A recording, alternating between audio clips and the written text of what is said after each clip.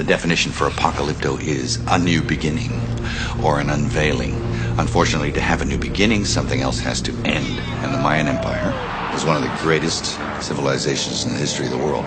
So you have to ask yourself, what exactly happened to these people? What are the factors that allow a civilization to become wealthy and prosperous, and then, by the same token, allowed it to collapse? It was an interesting period at the end of a civilization that, in a strange way, had parallels to our civilization today.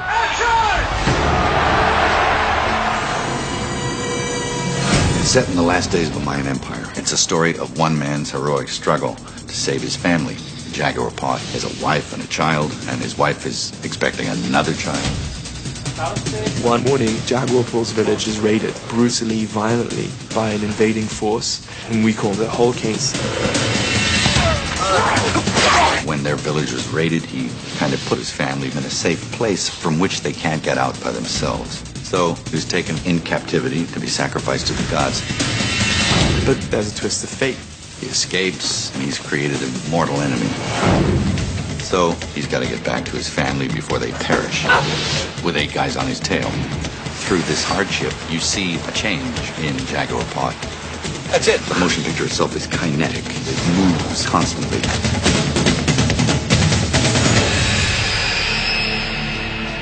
I've never seen a major motion picture that's used solely pre-European indigenous cast. I wanted everyone to be authentic. They had to have at their essence some quality that I wanted in that particular character. That's, I think, what I'm proudest of is those people in the cast. They were just amazing. And what they were able to achieve, I think, surprised them even. They were like, whoa. The caliber of the performances are truly a testament to Mel's abilities in directing actors and knowing how to tease that out of them. That screaming rage goes into that thing. Is that not better? Well, those actors are so lucky being directed by him. Mel gets out and he acts it. All you gotta do is...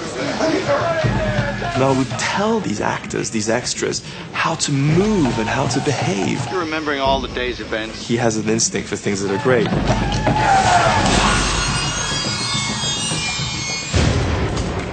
I don't know that audiences have ever experienced this culture on film before.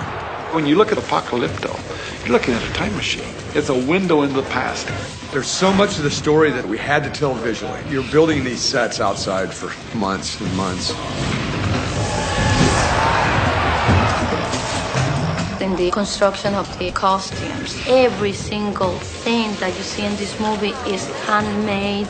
It has to be perfect. Everything we had to do was under rain, in the water, in the mud. I've not seen anything like it, in any movie ever. The richness of it and the faces, every single one was totally different. They were scary as hell, these people.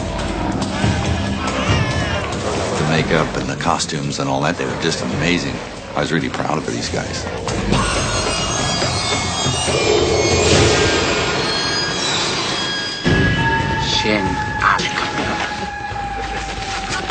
They're very exciting weapons that people have never seen before. These things could inflict some serious damage.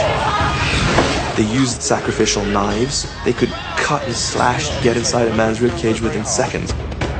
And if you imagine that's the last thing that you see as it's coming towards you.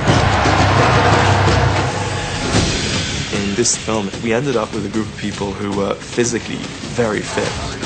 They had to be very disciplined. And I have to hand to a lot of them because they're doing fights and things in loincloths. We were shooting the Jaguar sequence. And the Jaguar would explode out of the cage, and Rudy would wait for the Jaguar to be at the right distance behind him, and then begin to run. Take a good run. We have Rudy running, an athlete, at full pace. We have Marco, another athlete, right behind him. We have a Jaguar behind them, all tearing across this jungle. I think his knees were knocking together. God! I thought it was good. I think about cinema as like public dreaming. Everybody's in a dark room. It's just magic. High-octane, incredible action sequences. It's really primitive. It's primal.